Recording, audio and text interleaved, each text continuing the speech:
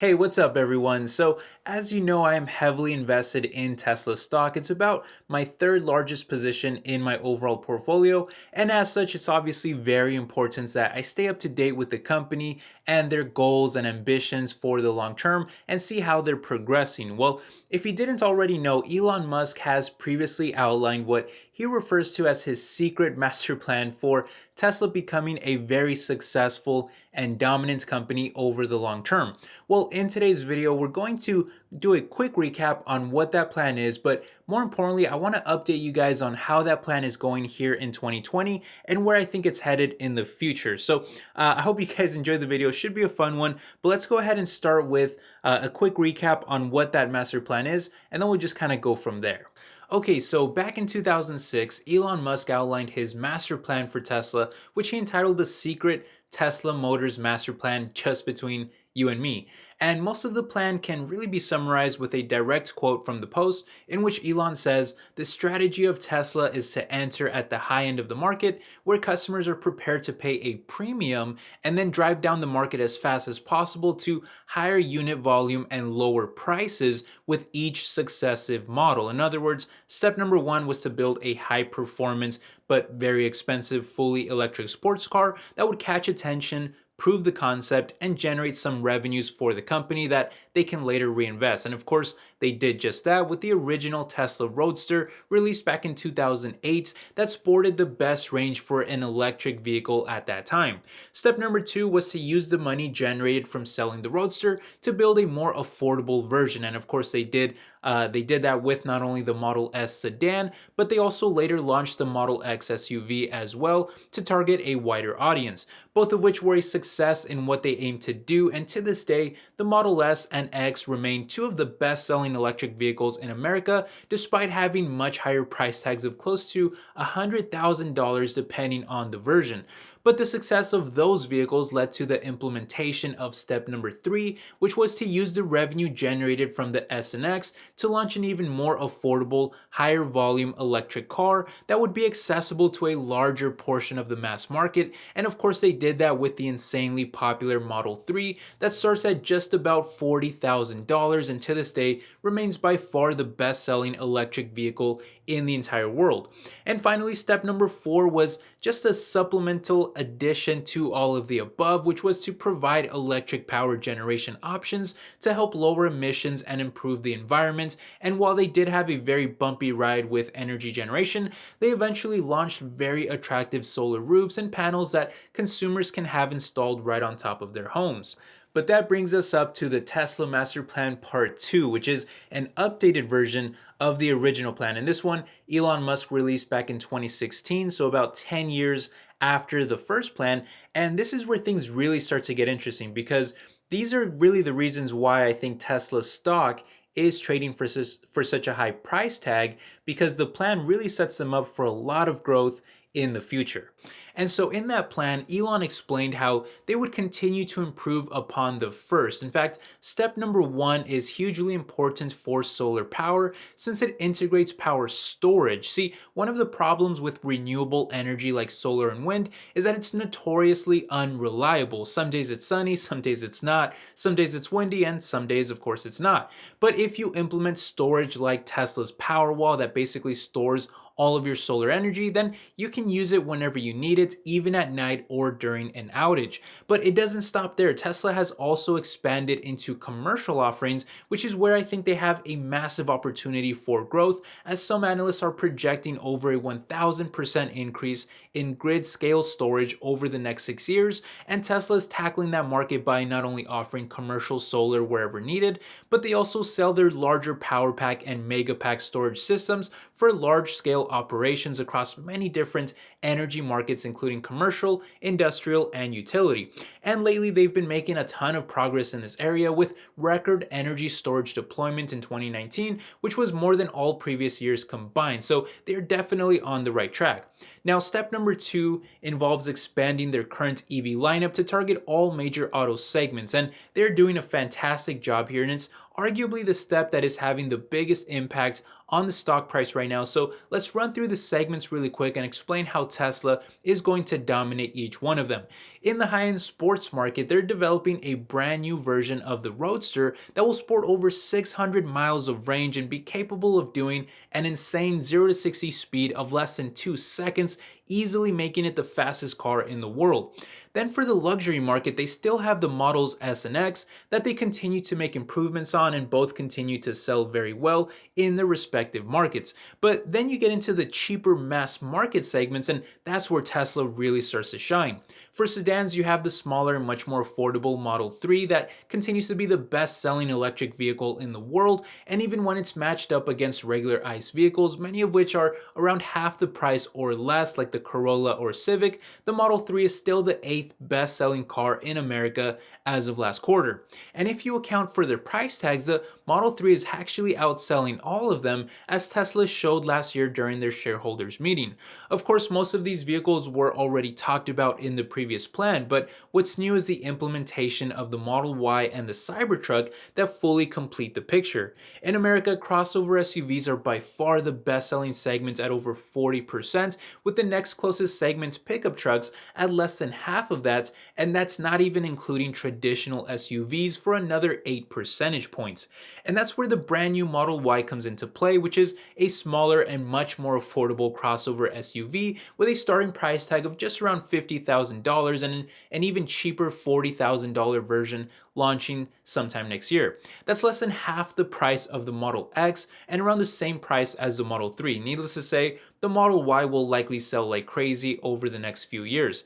But it doesn't stop there. As I showed you earlier, the second largest segment in the United States is pickup trucks, and that's where Tesla has decided to throw all caution to the wind in hopes of breaking into that market with something that looks radically different in the all-new Cybertruck, which in my opinion, with the retractable bed roof close, I actually think the Cybertruck looks much more like an armored SUV than a pickup truck, and I think that type of design and versatility will lead to much larger sales than people are anticipating, and it's also part of the reason why I reserved one myself, although I'm definitely going to wrap it in black.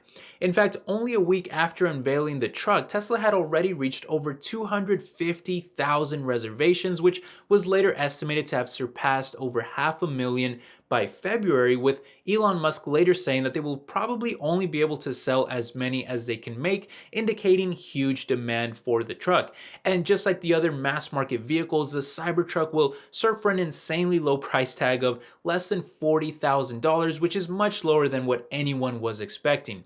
But that pretty much takes care of the consumer vehicles that Elon Musk wanted to launch. However, before we move on to the next step, there's actually two more vehicles here that people often overlook, yet they have the potential to be absolute game changers.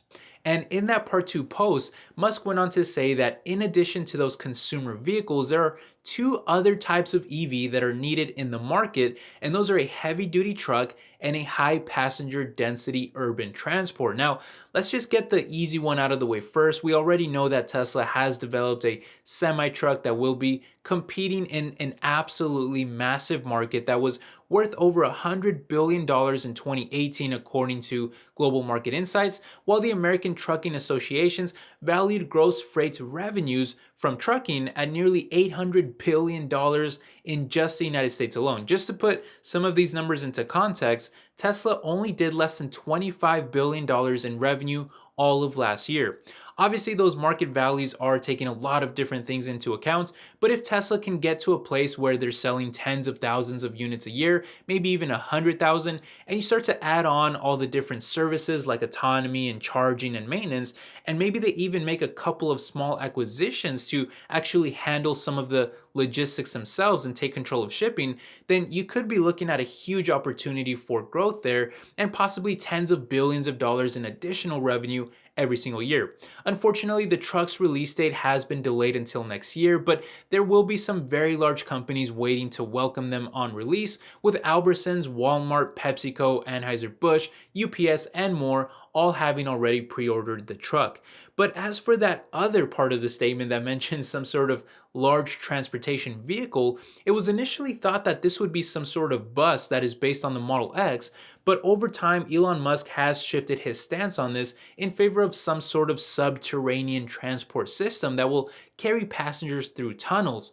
Well, it just so happens that Elon's other company, called the Boring Company, has been working on such a system and plans to use a similar type of vehicle. In fact, it's already confirmed that the Boring Company's first completed underground loop system in Vegas will be using Tesla vehicles, with the possibility of developing a brand new vehicle for the system, which, by the way, on the Boring Company's website, you can find several references to this new type of transportation vehicle, like this render image from their Chicago Express Loop project showing several of them loading passengers before proceeding to enter the tunnel. Or this one here that gives a closer look at the vehicle and also gives some further details on it, like noting that it would be built on a modified Model X chassis and be capable of traveling at very fast speeds of 150 miles per hour.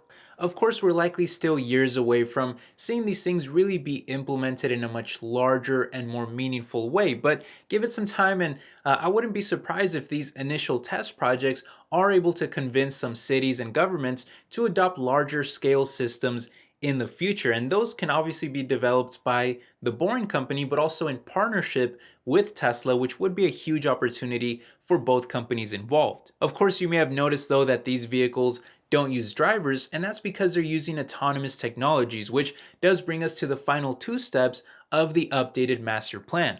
With step number 3 being all about developing a self-driving system that is safer than traditional driving, thanks to a massive fleet of vehicles continuously collecting data and learning from it. And of course, Tesla's already doing this better than any other company in the world, with their autopilot system having already collected over 2 billion miles of real-world data as of last year, thanks to so many Teslas already being out on the road constantly collecting that data.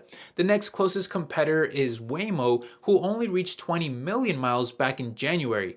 And that lead in autonomous driving data and technology is what's making step number 4 possible, which is to enable your car to make money for you even when you are not using it. Well, Tesla is already aiming to have a robotaxi platform ready by the end of this year, with regulatory approval being the last hurdle. Admittedly, we might still be a couple years away from seeing this available to the general public, but it's definitely the direction that we're headed in.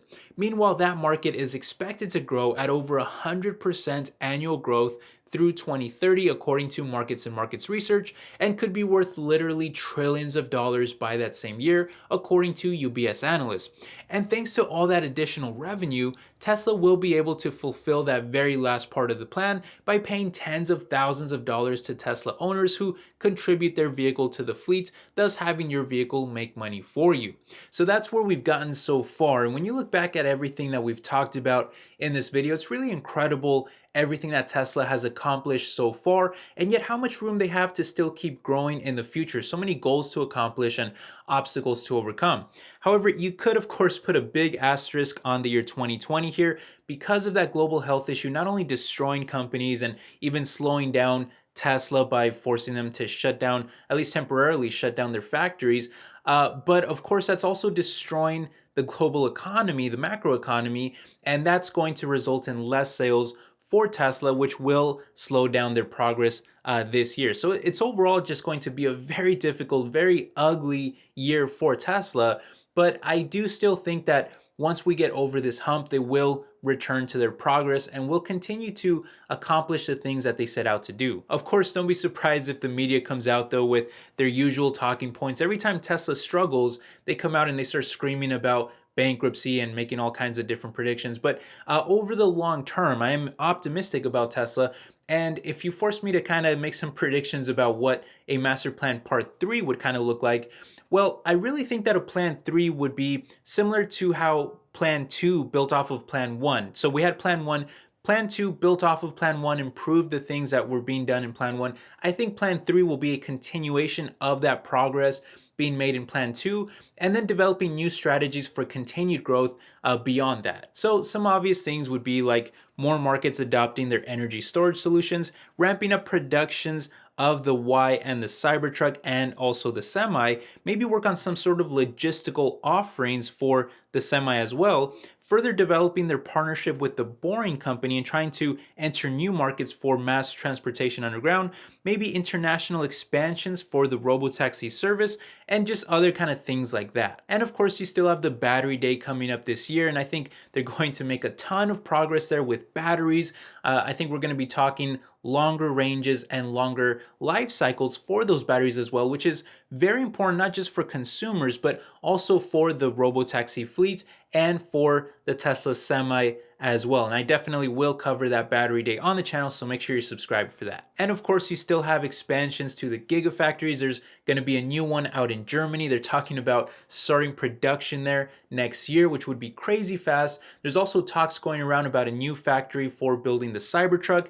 That's looking like it'll probably be in Texas, which is kind of crazy too. So there's just a lot of things that Tesla will continue to work on and continue to grow and expand into the future. Anyway, I'm really excited about all the stuff that's coming for Tesla, and I will continue to cover it on the channel. So anyway, if you guys enjoyed the video, please consider hitting the like button. Let me know down below in the comments section what you think about everything that we discussed, and if you have any kind of predictions as well, I would love to hear those also. But thank you so much for watching the video and for all the support. I hope you're all doing well out there. I'll catch you guys in the next one. Take care. Bye-bye.